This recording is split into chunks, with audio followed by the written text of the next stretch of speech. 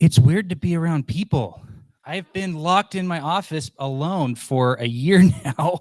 So, hi, happy smiley faces, all you lovely people. I'm going to make a broad assumption because you're all wearing masks. So here we go. I used to do, I was like an avid attender of 1 Million Cups years ago, back when it was in the startup building. I presented twice. I've got 2 1 Million Cups little mugs on my shelf at my office because I love this community. And I have been a career creative. So I want to know a little bit about the room because I don't actually know, like, I think any of you, except for one of the production guys back there, Andy, that I worked with on a TV show. Random, I know. So how many of you are founders or you call yourselves entrepreneurs? Okay, this half of the room. So how many would consider yourselves creators, whether it's designers or developers, people like that? Call yourself a creator. A couple more here. How many of you don't know how to define yourself when people ask you? If you're like me, you're a multi-hyphenate. So you're a founder, a creator, a film and TV producer, a writer. I could go on.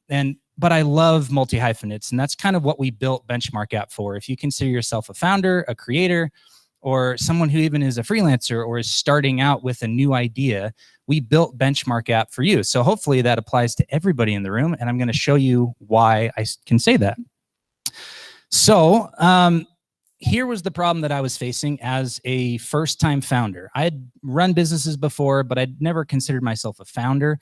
But I started a business last year, an online course platform for creatives, and realized that I had almost no clue how to wrap my head around the important data that we're supposed to be keeping track of. So I knew I've been tech adjacent for like a decade. Like I said, I used to attend 1 Million Cups, so I kind of know things about tech and companies and businesses, but I'd never founded one. And so what I realized was that I needed to get a grasp of all of the things that I didn't know I was supposed to know. Things like sales data and advertising metrics and sales funnels and all these different things that we deal with as founders. I needed to kind of put it into a place that I could understand it and kind of analyze it myself.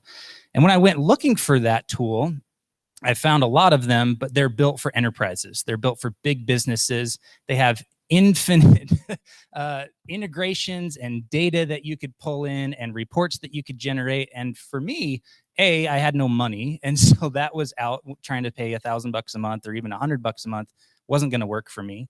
And it didn't kind of show me what I needed to know. It gave me opportunities to know everything I could possibly know, but that's not what I needed at the moment. And so that's kind of where the whole problem started. The first attempt was just taking what I thought I needed to know based on courses I'd taken and books that I'd read and people that I was listening to on podcasts and interviews and things like that, who said, it's really important to know your KPIs. And I Googled, what's a KPI? And then they said, you need to know your CPV and your LTV and your CTA and your ROAS. And I'm going, Google, help, because I didn't know these things at the time. But as time went on, I started just building a spreadsheet that started tracking things that I knew how to do, like finances. Like I knew how to go find how much I made and how much I spent. And what I quickly realized with that was that there's 1 or 2 KPIs in each area of my business that really dictated if it was working or not. And so maybe I already am telling you what you know, like, yeah, dude, that's what a KPI is, but I discovered it for myself. And so what I started doing was focusing on one part of every area of my business. So like with finances, I decided to track one metric, which was the daily average income. And I did that over 2 years, and my business doubled in the first year and doubled again the second year. And I didn't really do anything else when it came to finances. I just focused on making that number go up week after week. So I started to think, well, maybe I could do this to other areas of my business, to sales, to marketing, to advertising. So the first attempt was a spreadsheet. It was a glorified, like, built out app, but it was basically a really put together spreadsheet. And my brother called me last summer, and he works as an analyst in HR and finance. He's worked at Amazon. He now works at ServiceNow. So these billion-dollar companies, nearly trillion-dollar companies that he's worked for, doing analytics. And he called me and he said, hey, I want to start a business with you. And I said, great. What do you want to do? He said, I don't know. Figure it out. I said, that's not really how this works, man. You're coming to me. I've already got a business. I work full-time as a film producer. Like I got a lot going on. What do you want to do? And he's like, well, I don't know. Figure it out. So I noodled on that for a few weeks. And then, the light bulb moment was, well, he has this extensive background in analytics and understands how to build spreadsheets and do things like that.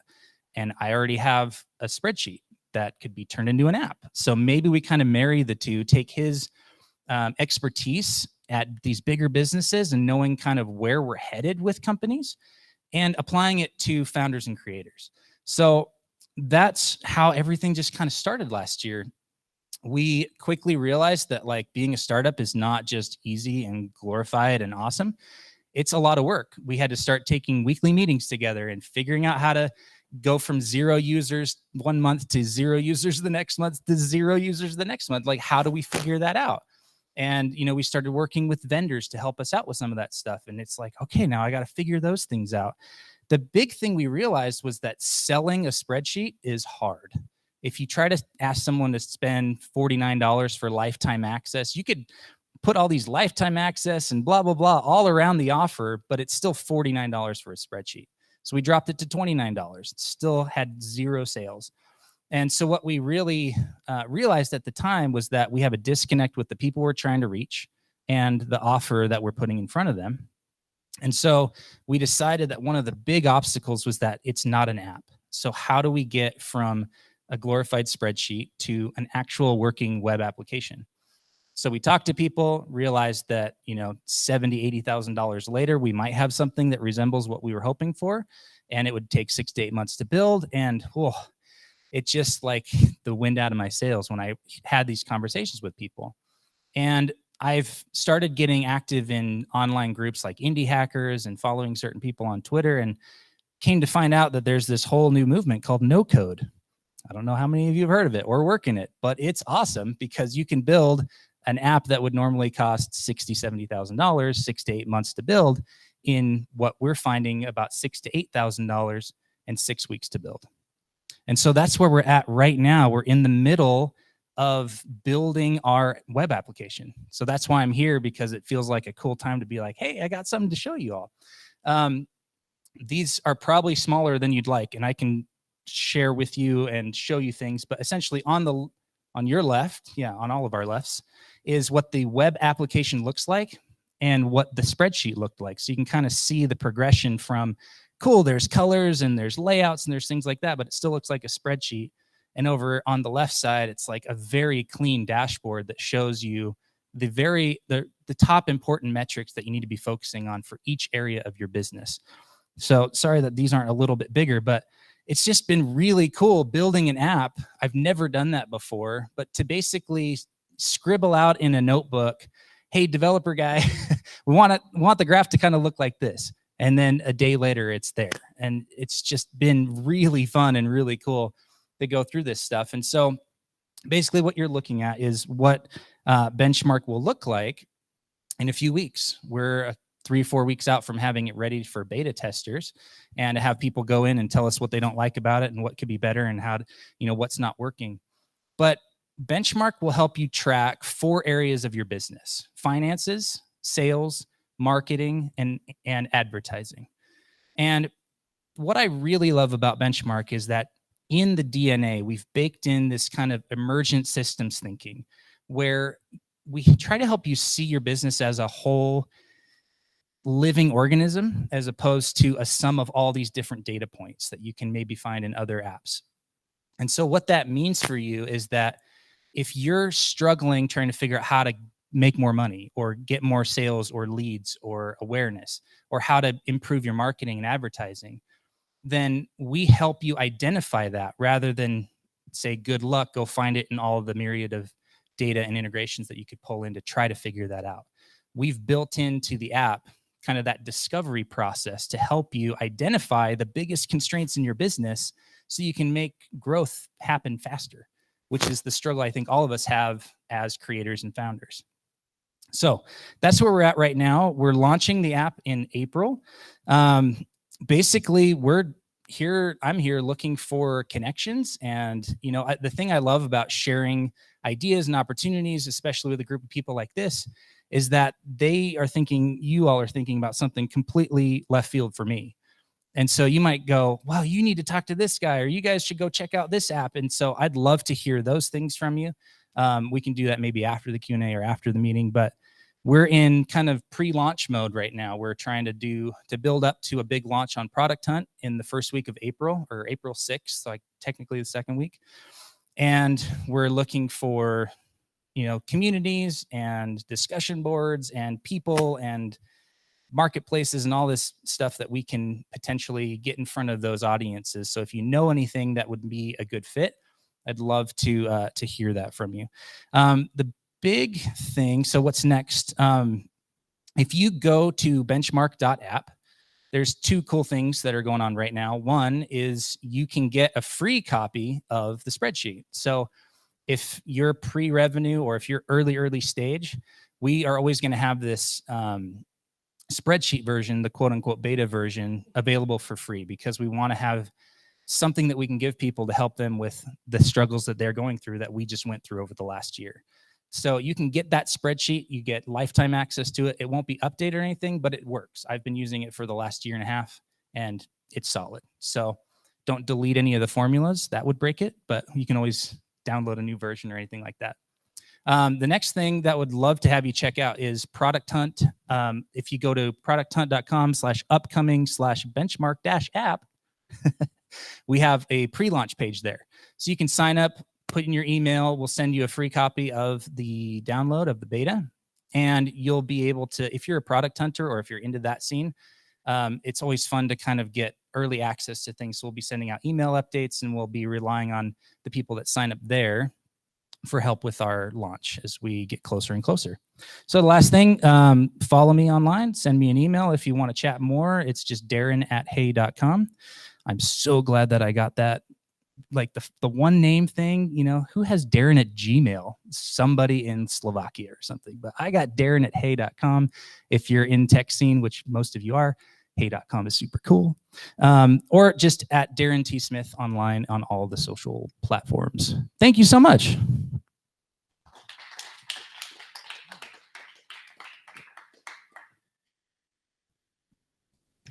So I think I understand the problem that you're trying to solve. You're basically trying to deliver high-level metrics for kind of any company. Can you tell me more about, I don't think I quite understand who the customer you're targeting is. Who is this intended to serve the most? Yeah, that's been one of those iteration things that you kind of evolve over time over the first 6 months or so of your business. So initially, I was building it for people like me, creatives. And what I quickly realized, we quickly realized, was that creatives don't know what BI is. They hate spreadsheets. They don't want anything to do with it. And if you somehow manage to get them on your website, they will bounce like crazy. So it wasn't working. And that's why we had like 2-3 months straight of 0 downloads of the app, even though we built it for you guys. Like, what are you doing? The disconnect was very clear. So we evolved to include founders and small business owners and creators, which I kind of loop in freelancers and contractors and developers and people that are kind of running their own small business, one-person business. But those that don't have a BI tool, those that maybe have never used a BI tool but want to grow their business and have been struggling with that process. Thanks for the question.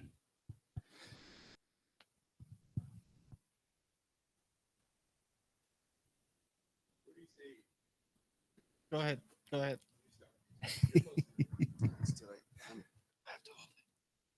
What would you say your 3 biggest offerings are to your customers? Like what do you do in a sentence apiece or the nutshell? Yeah, we help you identify the greatest constraints in your business so that you can grow faster. We help you get clarity on your data. And so that not just the constraints, but understanding it in context and understanding your business as a system. And we're cheaper than everybody else. So at the point of launch, once you get past the 30-day free trial, it'll be $15 a month for a single use access. And then throughout the year, as we get to like phase 2 and phase 3 of the build, we'll incorporate integrations. Some of the most important ones like pulling in bank data or Stripe data or Facebook ad information, stuff like that.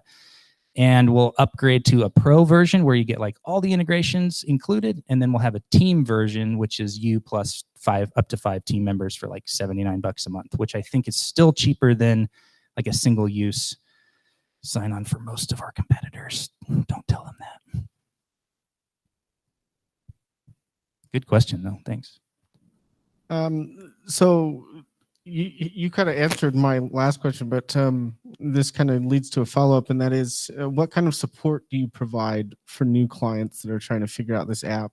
You know, people like myself, I'm like 4 years behind you, right? You know, so I'm like Googling the key KPI stuff and all the other acronyms and trying to figure all that out. So like, if you're trying to market to people like that, they're clearly not going to have the gumption. Well, they might have the gumption, but they may not have the know-how to understand how to utilize your app effectively. So what are you doing to kind of bridge that gap? Love that. It's still up. So let's see. Can I go backwards a few slides? It doesn't look like it's clicking through or anything like that. If you get to one of the slides, maybe back there here we are. Yeah, let's see. That one. That's a good one. So if you look on the left side there, the right sidebar is kind of a medium shade of blue. So we have 2 parts of the app before you get into the app, before you sign up, and while you're in the app, where we have done extensive and are in the process of doing extensive blogs to kind of help people understand if they have never encountered this stuff before.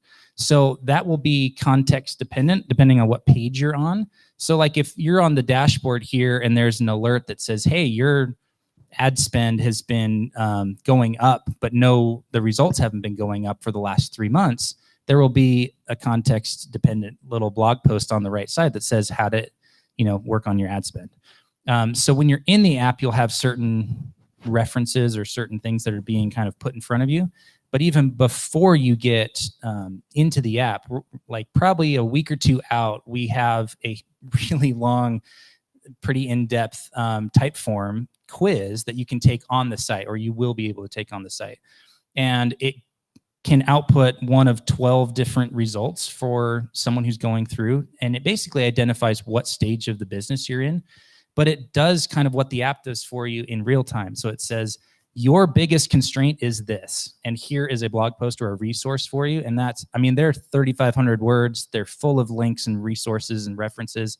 And we don't necessarily get paid for that. But I feel like, having come from where I've come from and the journey over the last 2-3 years, starting new businesses, starting this app, really diving into it, there's a dearth of knowledge for people like me who have no context going in. Because so much when you search for something, the top thing is a HubSpot or it's something on Investopedia or whatever, and they try to really break it down, but it's still like I'm lacking context even at that level.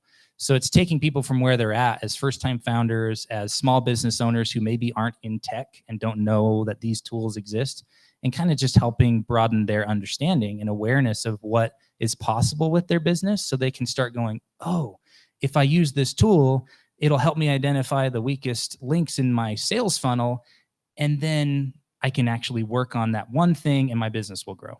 That's what we've experienced with people. And so it's been really fun building that out as well.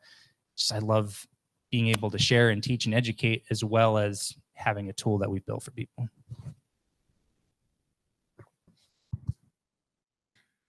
I'm confused about the story. You basically built something for creatives because creatives had this huge problem when it comes to running their own businesses.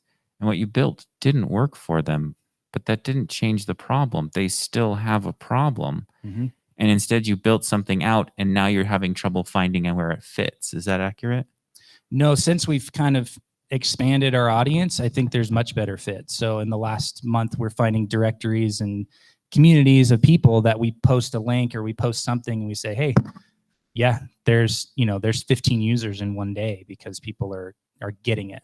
And so my approach to help the creators, the creatives, is through these kind of blog posts and building community around that to help basically say, so my other business is called Craftsman Creative.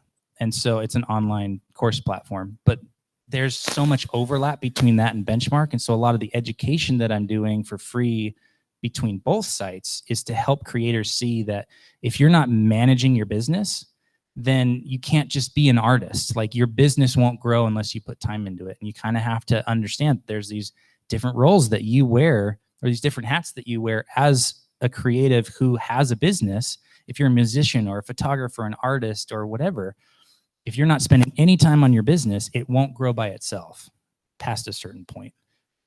So if that's the problem that they're encountering, why did you solve this problem instead of that problem? That's a good question. They're two separate problems at two different stages, I think. And so I've removed those people from kind of the marketing and the targeting of the app because it was working once we realized the people who were looking for it and who had already realized the pain and the jobs they needed to be done.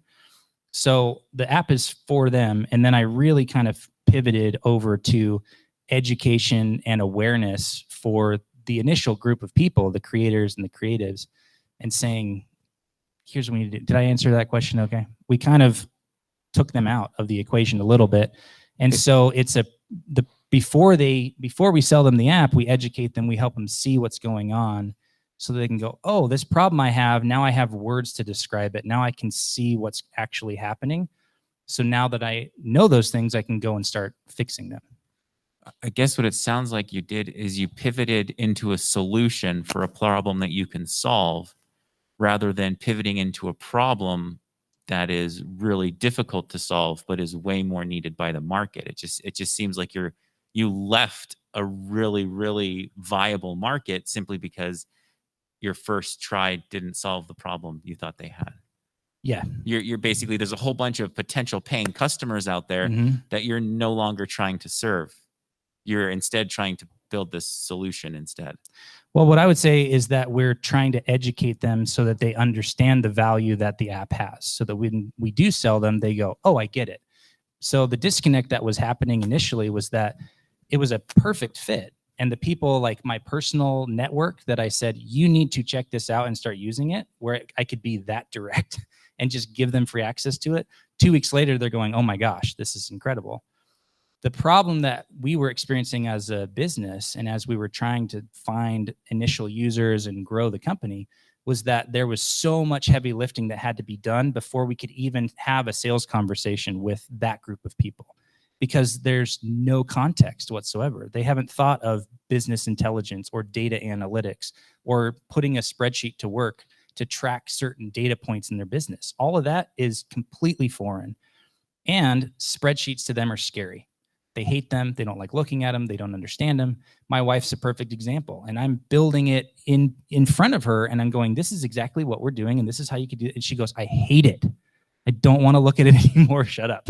So that's just kind of what we dealt with. And so the way we addressed that was, how do we help them now, even without giving them the app? Because they're not ready for the app. They're not going to use it if we give it to them for free.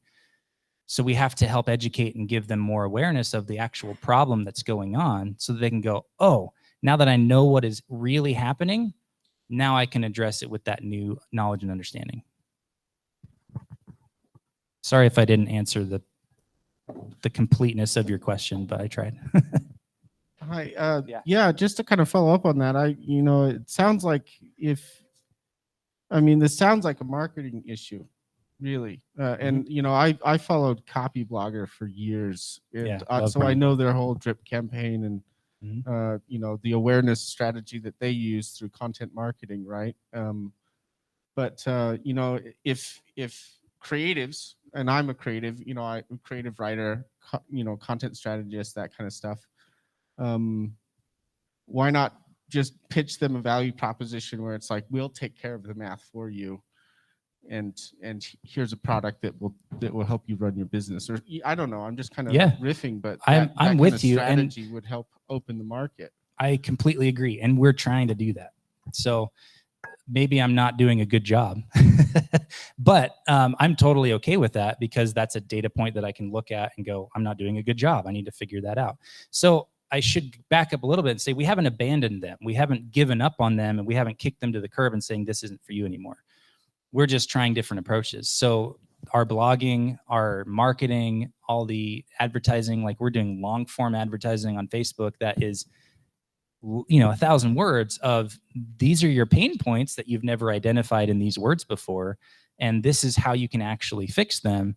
And we're getting traffic, but when you talk to someone who is running a clothing brand out of their basement and barely makes like 50K a year, not to down on the number, but like they're stressed already trying to make enough, and you present this in front of them, we just haven't seen the conversions.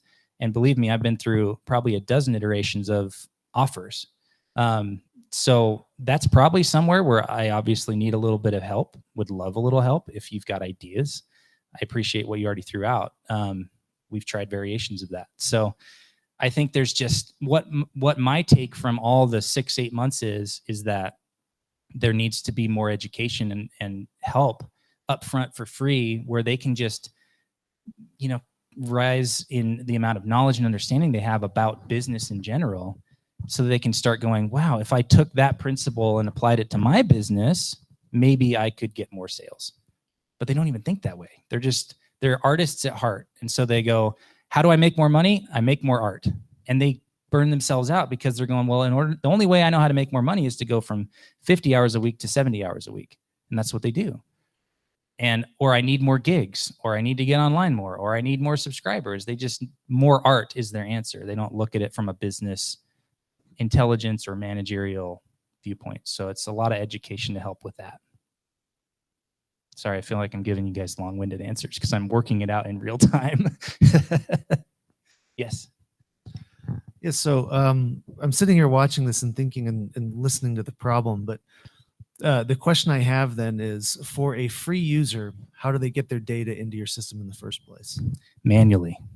And Where that's do they pull by the design. data from? Yeah. So they're not. No. So like I asked that on purpose because I knew what your answer was going to be.